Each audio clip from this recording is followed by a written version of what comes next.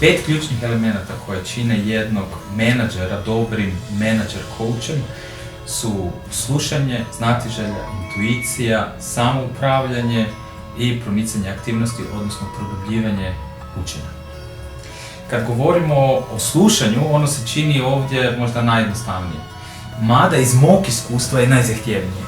Zato je promjena menadžera, menadžera iz nekoga ko govori u nekoga ko više sluša je zahtjevna promjena iz mog iskustva do sada. Druga stvar je znatiželja. Znatiželja je moja negdje, moj bazični interes za recimo za tvoje stavove, za vrijednosti, za tvoje probleme, za tvoja mišljenja o stvarima ili tvoje rješenja. I da sebe negdje dovedem u to da nemam definiran stav o tebi, nego da imam otvoren znatiželjan koji hoće saznati nešto novo. Treća stvar je intuicija.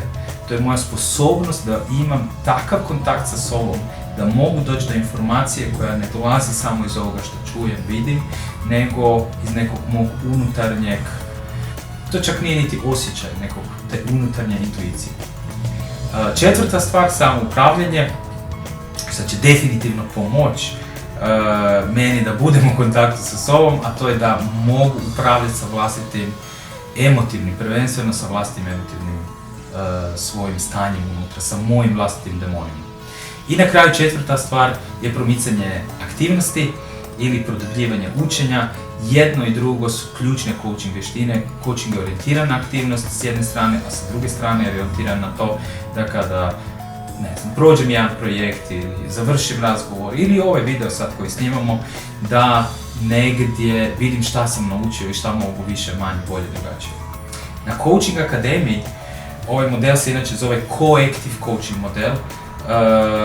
Mi ovih 5 stvari prolazimo dublje i ljudi u tih 8 dana to je samo jedan od modela koji učimo, ali je ideja nakon 8 dana da ti ljudi koji jesu polaznici na Coaching Akademiji ne samo da ovo kognitivno znaju, nego da to stvarno počnu živjeti u svakodnevnom razgovoru, dijalogu